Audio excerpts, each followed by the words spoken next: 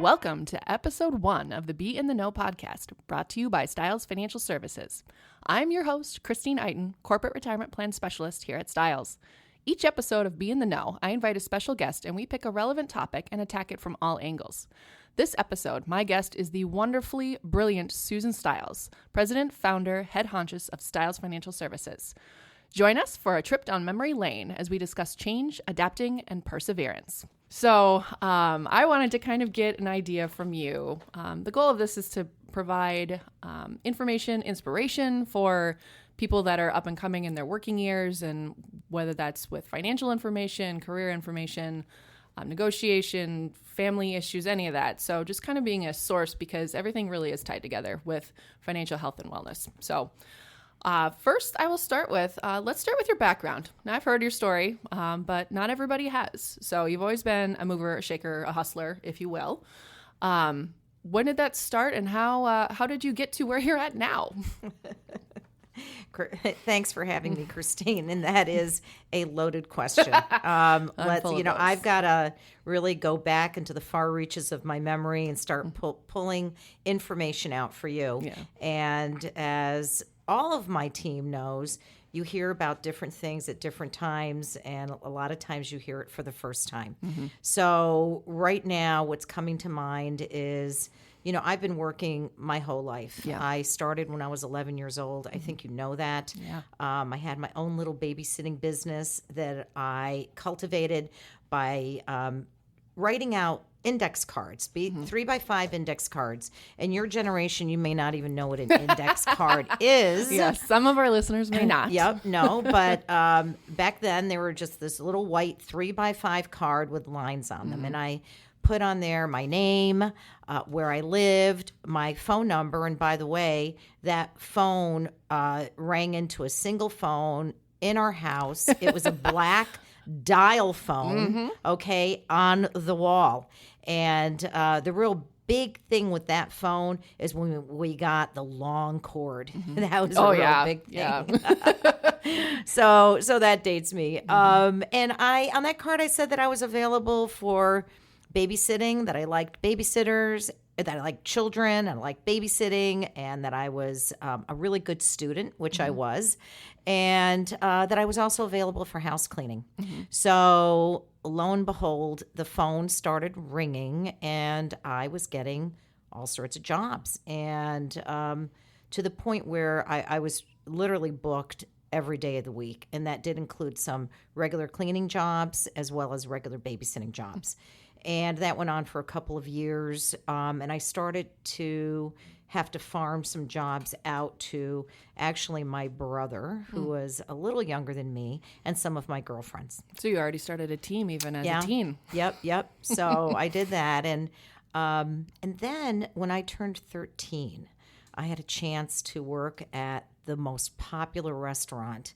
I grew up in Ithaca, New York, and this was the restaurant that all of the Cornell parents would bring their young students to for homecoming weekend or parents' weekend or for special occasion, for their birthdays, whatnot, whenever they came to visit their students up at the university. And so these weekends would always be just jam-packed. So I was a bus girl, and I got paid cash. And for my shift, the owner of the restaurant gave me a little brown envelope, and my shift pay was $15, okay? No matter how many hours I worked. And then the waitresses would then tip me a few bucks. So I would come home with a stack of bills, and at the time I liked the dollar bills because it was a bigger stack. Yes. I learned later that the Franklins are definitely much better. Rather have a stack of Franklins. But anyway, so that was always the weekends. So then my babysitting business was flourishing. So I was farming out the babysitting jobs on Friday and Saturday night to 2 and 3 and 4 friends, and including my brother. And the one thing I did do is I would, after my shift, I would always go and check in on my brother wherever he was babysitting, just to make sure that things were going well with he and the kids. You know, your name was on the business card, so your reputation's on the line. So he was good, and George was a really well-known football player, and he was a big guy, and the kids, they just loved him. And so when I would then, you know, if I got a babysitting job with a certain family or two with these children that he had already babysat, and I showed up, they would say, "No, we want George." And I'm like, "What is happening?" Ouch. Oh, it was so funny. So, why? Because George, you know, would wrestle with them and do other things. The jungle gym that I didn't do. So anyway, so that's really, I really had that entrepreneurial drive and that drive for independence very early on. And, you know, that just led me into the hospitality industry. I got my undergraduate degree from the hotel school. It's a business school at Cornell University. And when you're in the hospitality industry, it is very entrepreneurial. And at a pretty young age in my 20s, I had a lot of management experience and responsibility in leading the team at the restaurant. And so I learned a lot. It was great. But I got intellectually a little bit bored. It was a lot about babysitting and whatnot, even though I loved the industry and the hospitality and the food and the wine and people and the whole thing. I ended up then going back to Cornell because I really wanted to transition into finance. I'd always been interested in finance. And so that's what I did. And I went back to Cornell, got my MBA in finance and accounting, and was going to embark on a corporate career on Wall Street. And because of life events, and you'll learn that as you take your path through life, it's never a straight path. Right. And opportunities will present themselves, and you have to notice them and see them and grab them when they're there. Yeah. And so that would be a big message that I would give younger people is always be open to what's facing you. And sometimes it's right in front of you. And be open to those opportunities. So I ended up not going on Wall Street, but serendipitously ended up here in Minnesota, and then started the business in financial services. And one thing led to another, and I early on went independent in this industry, and as opposed to joining a large broker-dealer or a bank or an insurance company, I ended up going independent, and I wanted to kind of do things my way. And my way was to be more of an advisor / consultant, which was consistent with my training at school, as opposed to trying to sell product, which back in the 90s, that's what you did.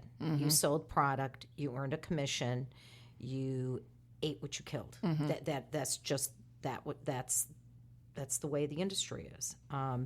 There's parts of the industry that are still that way today. Yeah. And so, you know, fast forward, I built this business literally one client at a time. And as I cultivated my clients, I brought in employees with different backgrounds and different areas of expertise to help service the growing client base. And so today we're a team of 9. Our team kind of fluctuates between 8 and 11. But right now we're at 9, I believe. Yeah. And you know, there's a lot of attributes around Stiles Financial that is different than other firms. Okay. And it was intentional. Everything I've done with this firm, it's always been very methodical and very intentional. And Kristine, you know what my favorite Aesop's fable is.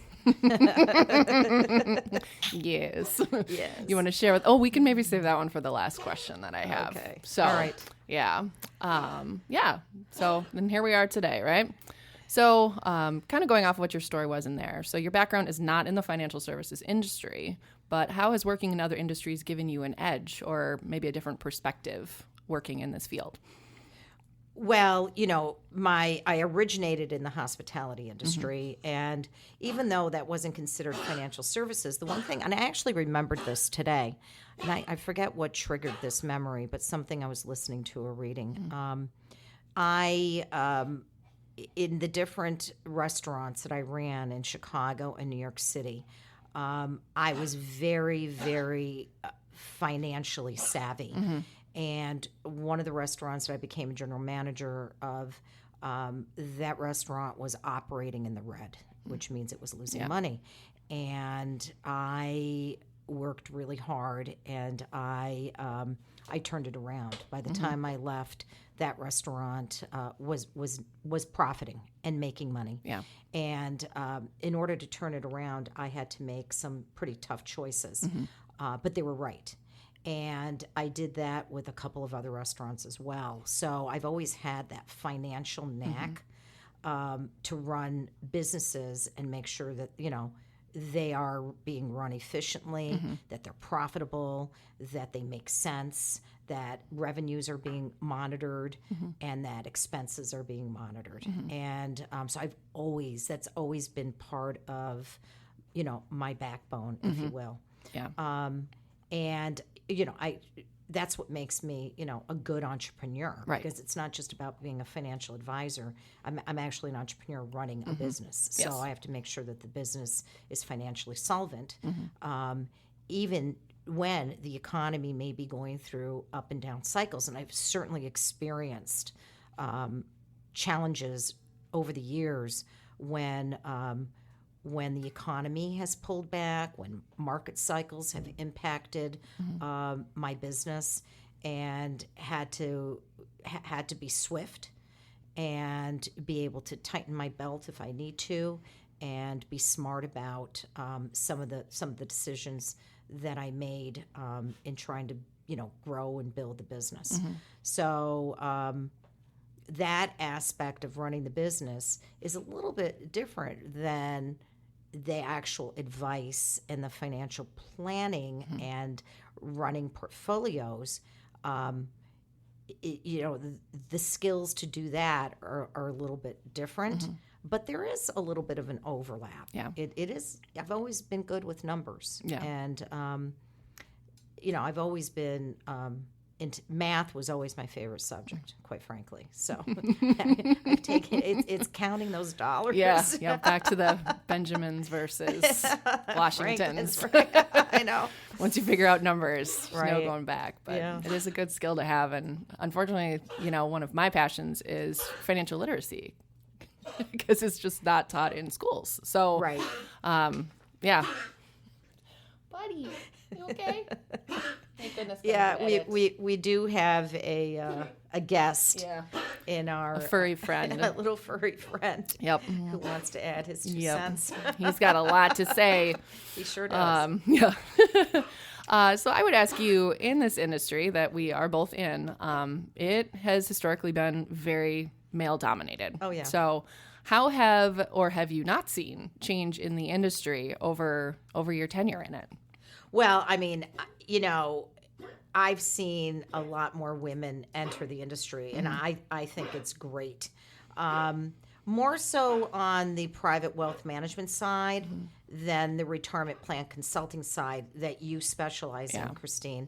And you and I both remember a 401k retirement plan conference that we attended and a few years ago.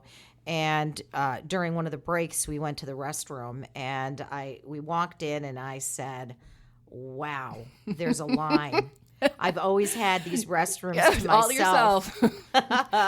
And to me, that was just a great sign to see that the woman's restroom was full. Yes. Because that is not the experience that I had for many, many years. I was often, especially on the retirement side of the industry, often the only woman in the room. Yeah. And I'm glad to see that that's really, really evolved. Yeah. I think as well, there are more women that are owning and running their independent private wealth management firms as well. That's always been dominated by men in the past. And we are seeing a lot more women come to the table. I've always tried to mentor women, and I think you know that. Yes. That's always been really important to me. And not just women, but I've always tried to mentor youth. Yeah. And the one thing I will do is put time aside to speak to young people, often the children of clients or even of my employees or friends that I know, and try to give them some, I don't necessarily tell them what to do. Yeah. But hopefully opening their eyes to some, different opportunities and different ways of looking at how they can mold their future. Yeah. It's very much an empowerment thing. It's not, you're not parental with telling them what they should be doing or this is right for you. It's asking the questions like when you talk with clients to figure out what their situation is.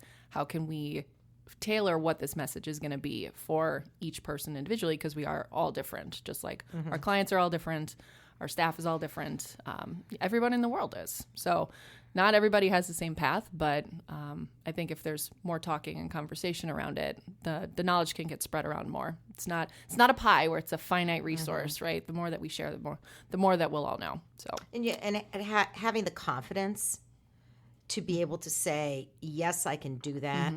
I can reach for the stars, or at least try to reach for the stars. Yeah. And sometimes you get that confidence and empowerment from someone that's not your parent. Yes. Yeah. And nothing against parents. I'm a parent. I get it. Sometimes I have to hear it from somebody else. Yeah. So. Yep. Absolutely. So over the course of your career, when it comes back, looking at how you've had to adapt and change, is there any commonality for what you've seen as a catalyst for change, or has it been a little more organic, or maybe a combination of both? Probably a combination of both. The one thing, and this is probably why, the driving reason why I'm an entrepreneur, is that when I want to make a change, I want to do it now. Right. And I would not fit well in corporate America where I'd have to go through, protocols and red tapes and all of that.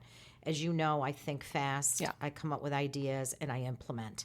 And I'm not always looking to get 100% perfection.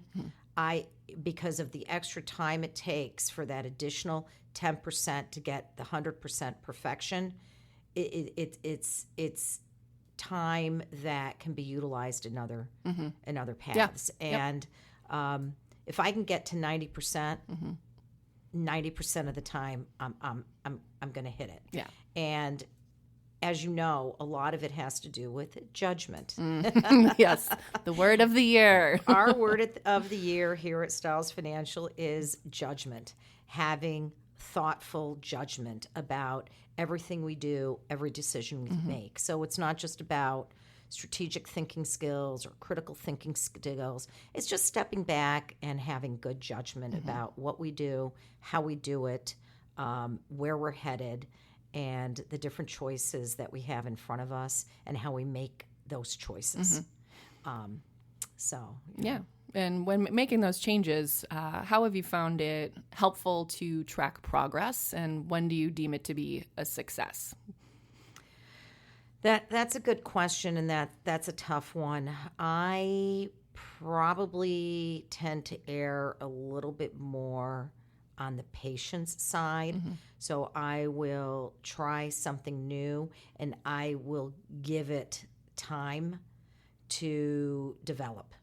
And sometimes it doesn't. Yeah. But I am not one to make rash decisions. I did say earlier that I like to do it, but they're never rash decisions. No. They're really well thought out. I just think through them and do it rather than just kicking the can, down the road and not doing it. But I don't know. I tend to be a positive outlook kind of person more so. So I can't even think of any failures right now. I was going to be my next question. I block them. Yeah. I literally block them out of my mind. So failure or an opportunity to learn. That's the spin I always try to put on it. And it's hard to keep that mindset though sometimes. And you got to learn from them to move on so you don't repeat them. That's the hard part. And the other thing about my personality too is I really focus on the future, not the past. Yeah. So when I started talking with you today, I said, oh man, I got to stop for a minute and reach back into my memory because I don't do that very often. I don't look back. I'm always looking ahead. And because I'm always looking ahead, I don't remember exactly when I tripped. But the one thing I will tell you is that if I did trip along the way, I'm not going to trip in the same place again. I do learn by my mistakes. That I can assure you. Yes, yeah. And one of the phrases that I've always really liked about perspective of the past versus the future is there's a reason why your rearview mirror is so small and the windshield is so big. Right. So, you got to keep tabs on what happened just so we don't completely lose our sight going forward. But, sometimes you got to get out of your own way. Yeah. So you got to look behind. Perfect. So, kind of, I will talk through kind of the evolution of the be in the know from the time I came on board a little over 4 years ago. But before that, what was your initial kind of the reasoning behind it, the goal for it, and how was that measured and delivered back then? Back then, it sounds like it's forever ago, but back then.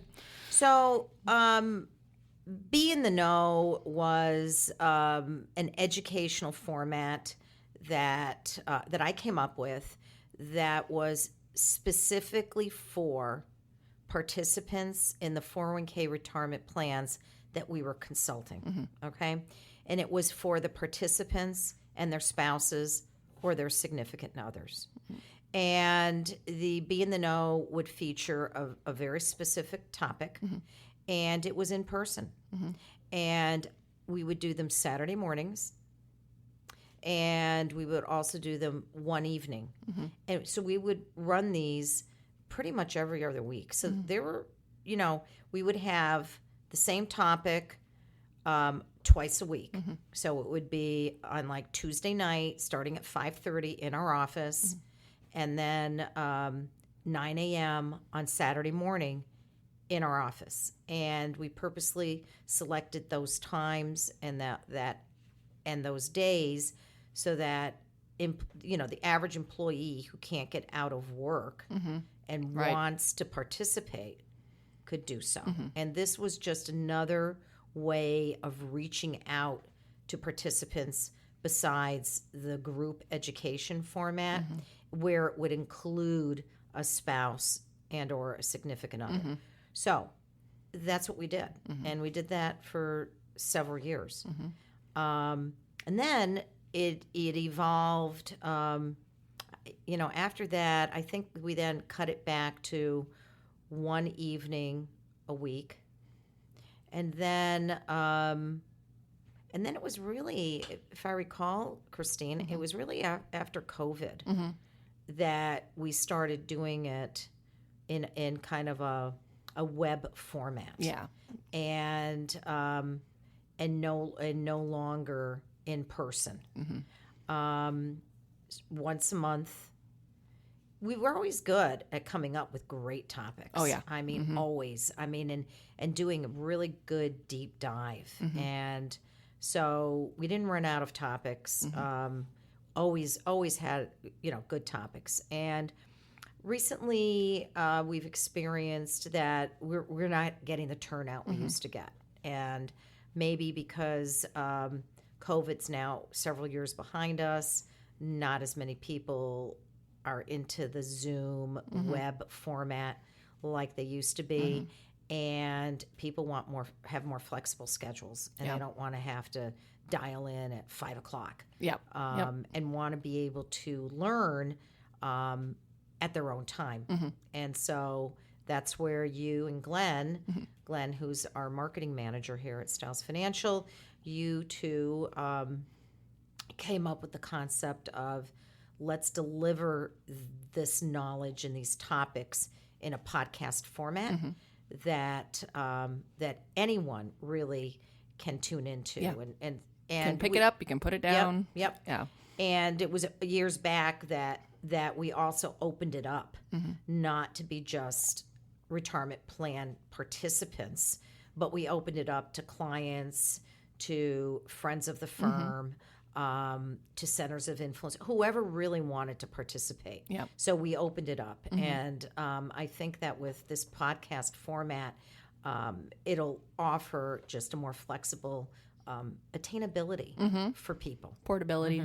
Yeah. Easier to transfer that knowledge if you like, subscribe, and then share with your friends. The more people that we can share this information with, the better. So, well, I think that's great. Is there anything else that you want to add before I ask my closing question?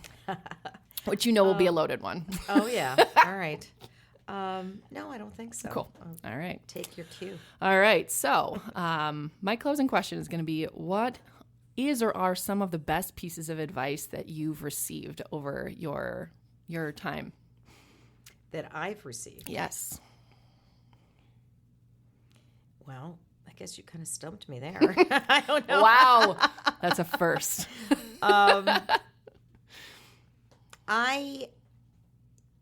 When I seek advice, I ask a lot of different people that I respect. And then that helps me format my own opinion.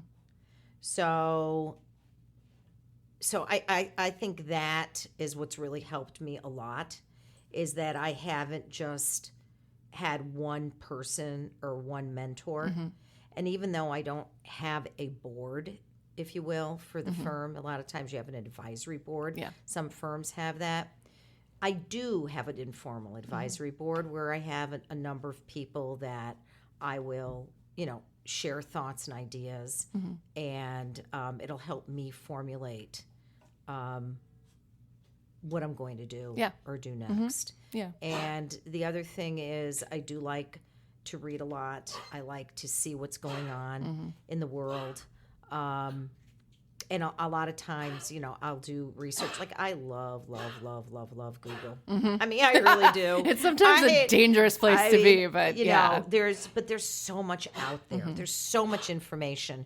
And so I do tend to be kind of a researcher type of person.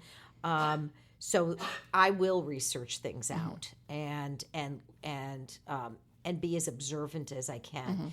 And the one thing that I will tell you is that if I'm not feeling 100% on something, I won't do it. If I'm feeling really good, I will do it. And until I feel like it's right before I'll trigger. So anyway, yeah. That's good. And that comes back, the data gathering and then processing it comes back to judgment. It really does. We should get a crown for the office that says judgment cap. That's right. You have to transfer it between people. But yeah. All right. Well, thank you so much for taking the time out to be part of our very first episode. And, maybe we'll have you back on again for another topic that's not so personal. That's right. You never know. All right. Well, thank you, Kristine, thank you very much. Putting this together. I appreciate that. And thank you for being you. We couldn't do this without you. Well, have fun this year. Thanks. With your podcast. I know. So millennial of me. All right. Yes. Thank you very much. All right. Bye-bye. Stiles Financial Services is an SEC fee-only RIA in Minnesota. Information presented is for educational purposes only. No listener should assume that any discussion or information presented serves as the receipt of or the substitute for personalized advice from Stiles Financial or any other investment professional, and is not intended as an offer of solicitation for the sale or purchase of any specific securities, investments, or investment strategies. Stiles Financial Services is not a law firm or accounting firm, and no portion of this program should be interpreted as legal, accounting, or tax advice. Information expressed does not take into account your specific situation or objectives, and is not intended as recommendations appropriate for any individual. Listeners are encouraged to seek advice from a qualified tax, legal, or investment advisor to determine whether any information presented may be suitable for their specific needs.